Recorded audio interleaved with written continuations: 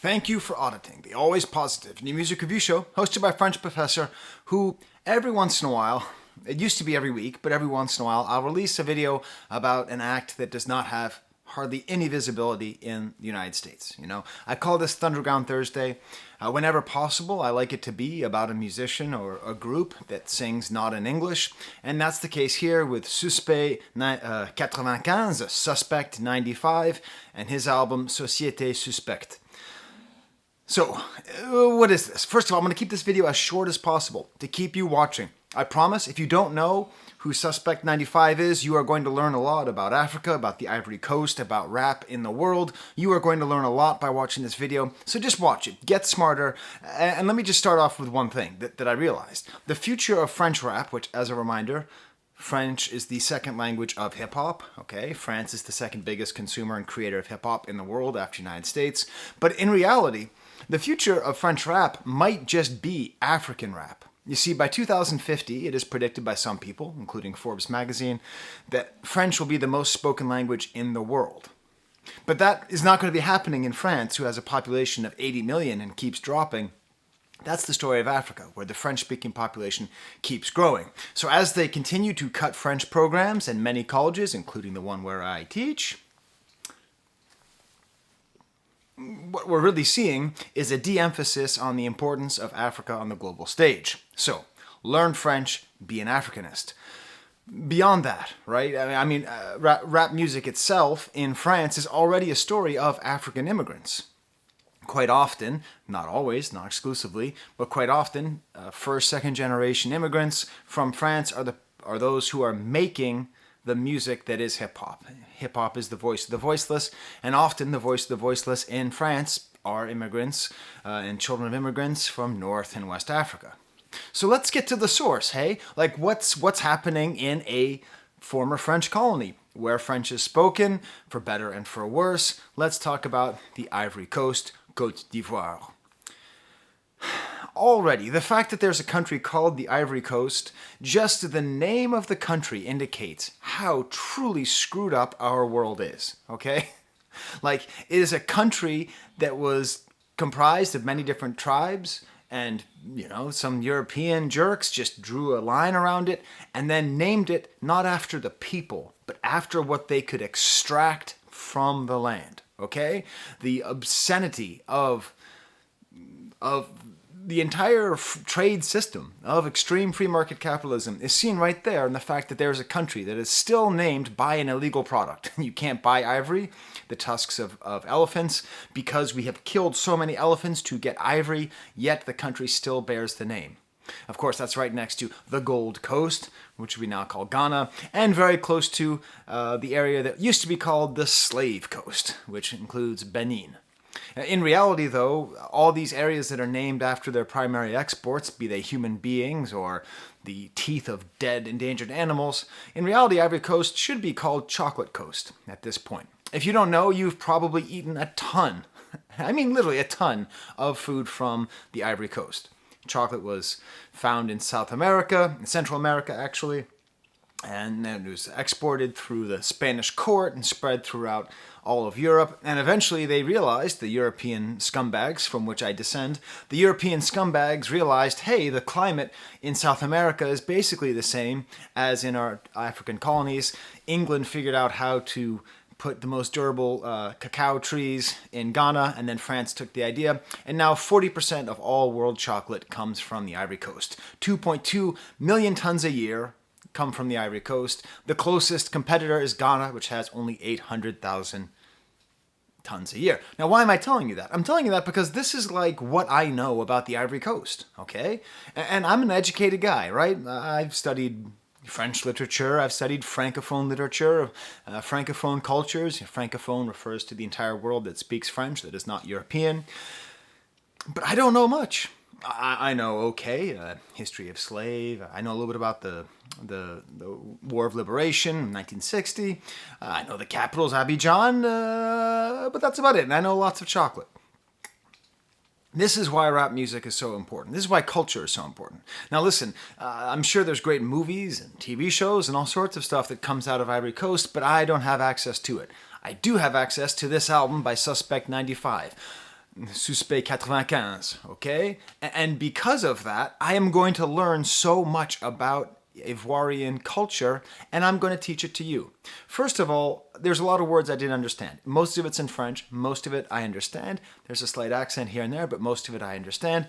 And my son, who's an aspiring Africanist, he's very interested in especially Western Africa. I asked him, like, hey, what's the primary language of Côte d'Ivoire, besides French? And normally he has an answer, but he's like, he didn't have a quick answer. And I was a little bit surprised, a little bit disappointed in my 17-year-old. But then I looked it up and it makes sense. There are 78 different languages, and there isn't really, sort of like in Senegal, like Wolof that's the really strong second language. There is a pretty strong trade language in the north, Dioula, but in general, there isn't like that one language. This is where my mind was blown. I learned this researching this video. The fact that I, a linguist, someone who loves language, who loves history, who loves the way that reality can be filtered through language, did not know this fact. It is a shame on me, but hey, I learned it, now I'm going to share to you. Nose hair. The answer is nose hair, my friends. Thank you very much for watching. What am I talking about? Nose hair. Nose hair is the language that is spoken on the streets of Abidjan. Nuchi. It is a street Creole. Just take a second and deal with that word, those words I just put together. Creole, which is an assemblage of different languages, often formed when societies combine and there isn't one language that is dominant enough to take over, or old languages find their way in, such as Haitian Creole, all sorts of Creoles all over the world, right? American Creole exists as well. If we were enslaved by Martians and we had to move up to Mars, there would be a world Creole where we'd be mixing together all these languages in with our Martian overlord's language, okay? That's what a Creole is. But a street Creole means that it's not formed by some sort of forced combining of peoples, but on the street. Like the people of the city. Remember how I said there isn't like that one language? So there isn't that one language, which means that when everyone gets together on Abidjan, when the young people get together and they're forming new cool languages like you do all over the world, that's where slang comes from. It's when young people don't want to get caught smoking weed, okay? It's like where most slang comes from in the 20th and 21st century across the entire world. That's how do young people get away from the police? They come up with this, Nuchi. I'm going to quote from OK Africa, which is a great website about sort of modern Africa. Nuchi appeared in Abidjan, Ivory Coast at the end of the 70s. The word Nuchi comes from the Manding word nu, nostrils, and chi, hair, or nose hair, a nickname for street kids in the Ivory Coast. It is a mix of French and other languages spoken in Ivory Coast, such as Dioula, Baoulé, and Guéré. So, tell me, I swear to God, tell me something more interesting you've learned this week. I guarantee you. Oh, did you learn about the shrine underground in Zelda? Who cares? Oh, did Trump say something about... Who cares? It's so pointless and stupid compared to how amazing this is. That kids on the street in Ivory Coast created their own language, mixing together all of their disparate linguistic interests and matching it with French. So a lot of the words that you hear, and there's a similar French slang, a street slang of using kind of words and inverting them. It's not a Creole, it's a slang called verlan in French, where they just take a word and invert it. The same way a lot of the words that are there about the police and drugs and small criminality, it's the same thing with in some cases, here with like sanman means to smoke, ganos means cannabis, gonmon means police. I would like to at some point spend my entire life thinking about why is cannabis called ganos. Does it come from Ghana? Is there some kind of like trade between Ghana and Ivory Coast? Why is it called that? So, are you interested enough in this album yet? This album has 3 modes. Rap, just a straight rap album. It's great. African rap. It's even more interesting. It's heavily integrating African soundscapes and rhythms in a way that is more authentic than can be done even in France, where there is a more direct African connection. And then finally a sort of pop mode. I get the sense that he also just wants to be listened to and fun. So I'm going to give you 2 songs to listen to. First is called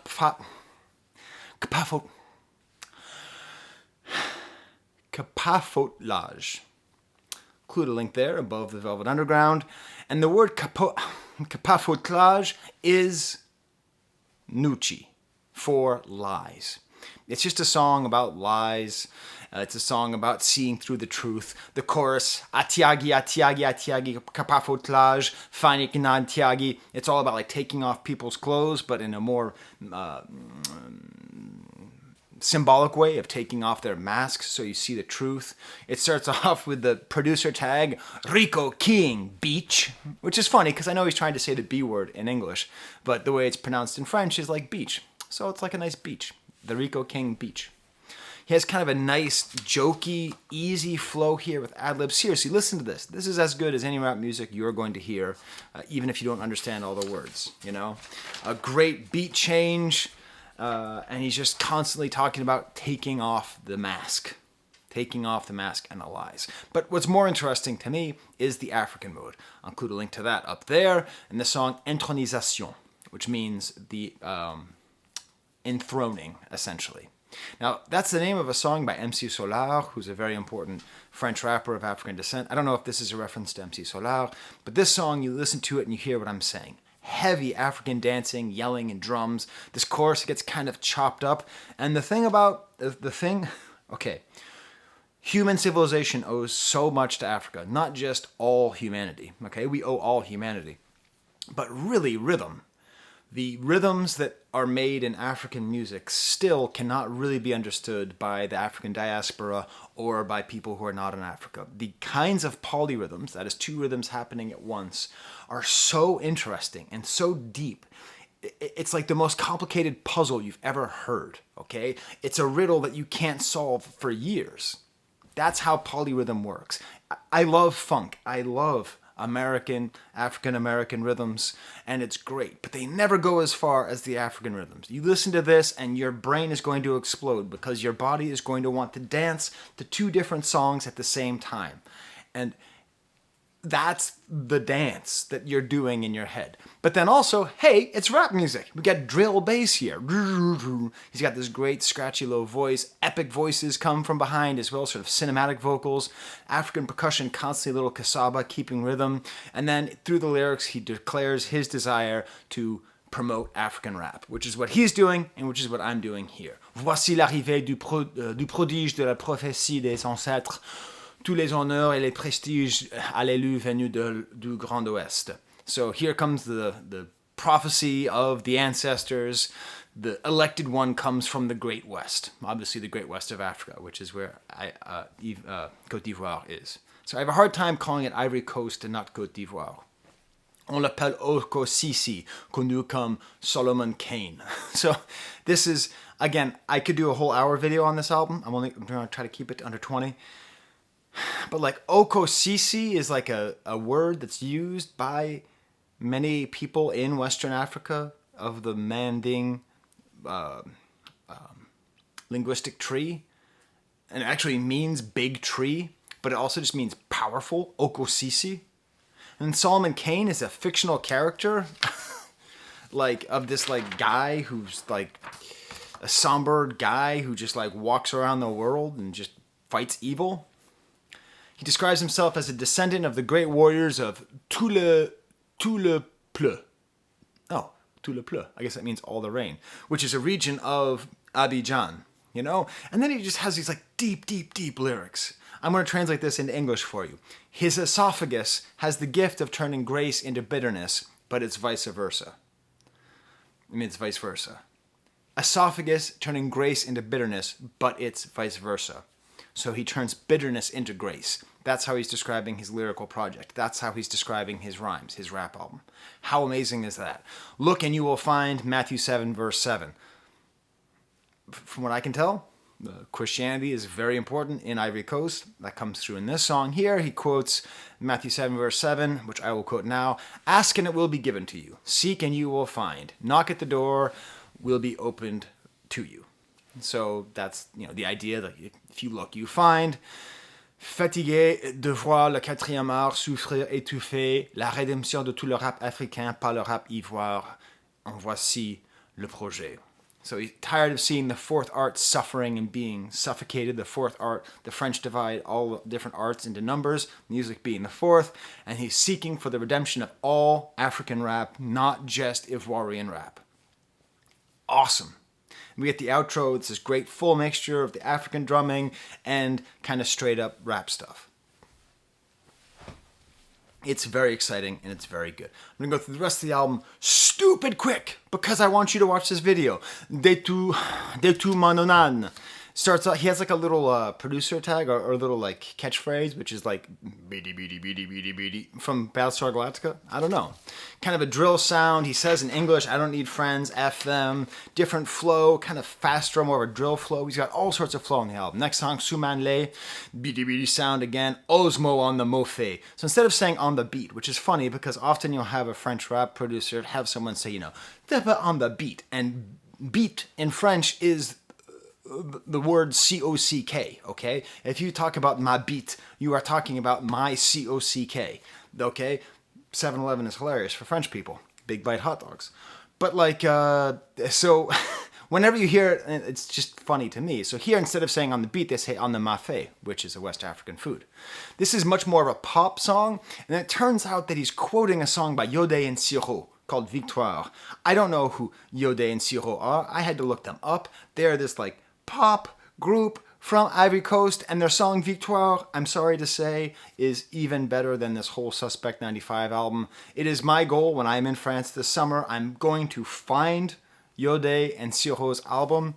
I don't want to pay the tariff to have it shipped in here. I'm going to buy a cassette. This song Victoire, it's this like religious song about like Jesus kicking ass and like Satan is a dude in a kimono with Timberland boots. God, it's awesome. It's just awesome. And now that I understand sort of this whole project, I get this sense, that this, if there's going to be a future of African rap, it can't just be American. It has to include a lot of these African influences, and especially these hyper-local African influences. So, I'm learning a lot. Yeah, La Santé, almost kind of a Stromae style pop song here. Great ending with this rhythm and this instrumental. Société, Suspecte, ominous start. All talking about it's not daycare here. C'est pas le maternelle. And then Youssoupha shows up. So Youssoupha is one of my favorite French rappers. He's not even from Ivory Coast. He's originally from Congo, but he has this whole verse, and he talks. J'ai le gourmand, mon amour. J'ai le gourmand comme un Algérien après Algérie, Cameroun. So for football fans, for fans of language, this is your verse. Avoir le gourmand is a Nucci expression for being heartbroken or being hurt, emotionally hurt. So he's saying that he's using this slang from a country he's not even from, and he's saying he's heartbroken like Algeria after Algeria, Cameroon. If you were paying attention to the qualifiers for the World Cup, Algeria lost to Cameroon despite the fact they had Belmadi, one of my favorite players for l'Olympique de Marseille. Despite the fact they had Belmadi as their coach, Cameroon won. It was a little bit like contested. It's actually very contested. And so here we have something where the entire continent, the entire French-speaking continent of Africa, including Cameroon, including Ivory Coast, including Algeria, when he says, I have the gourmand like an Algerian after Algeria or Cameroon, that's a reference that is understood like whatever, Jay-Z saying, Game 6 when referring to Michael Jordan, right? Like we know what Game 6 he's talking about. We know what Algeria, Cameroon means if we are French-speaking and African. We know kind of a reggaeton beat, or maybe it's Afro beat. I can't tell the difference. Tell me in the comments. Call me an idiot, which is great. This is all about corruption. It's very straightforward. Seems to be an important theme. Duke Saga is very strange soundscape, singing, auto-tune. I like this kind of pop turn. Elle a tes yeux, female voice to start, kind of Afro drill here. It's nice. I don't love it. Maman, sort of standard rap song about how I want to buy you everything, mom. I like it. La Guerre, another one of the better songs. I like this one a lot, especially how he pronounces the word war. Guerre, he pronounces it like guerre. Really like the ominous sounds here and the way his voice flows in the second verse. Jessime Jaka, something on the beat to start off. Very funny, kind of sketchy rhythm. I don't really know what this word means, but just like there's this breakdown that has like African percussion, then it goes full reggae, and then it goes back to the chorus, all over the place. Next song, ETTE, probably the most interesting polyrhythms on the album, the intersection with the rapping. I love this song. This might be my favorite song on the album, actually, now I'm thinking about it. Next song, Adi Jabate, kind of a simple horn sound, nice fast rapping. This includes the French rapper Caris, very strongly accented but good. Ventre percé, pierced stomach, has kind of an African guitar, African rhythms, very easy flow. I like it, has a certain space. Leads up to Capafoutlage, that song which I like so much. And then this album ends, a little bit of a bummer, with someone singing in English about paradise. But I do like the second verse, how it gets increasingly more accented, and especially the way he pronounces these R's. It sounds very strange and different to me as someone who speaks French Parisian, le français parisien. Okay, so there it is. There's my Thunderground Thursday. I hope that you learned something about nose hair. I hope you learned something about Africa, because I have. I have. So screw it. No one watches these videos, okay? No one watches my Thunderground Thursday in America. Maybe some Ivory Coast people will be watching. Tell me, Ivory Coast people, what else am I missing? All right? Damn it. Americans don't know anything about Africa. It's terrible. Even I don't know anything about Africa, and I should, because I it's okay. Journey of 10,000 steps begins with one. Until next time, there's the camera.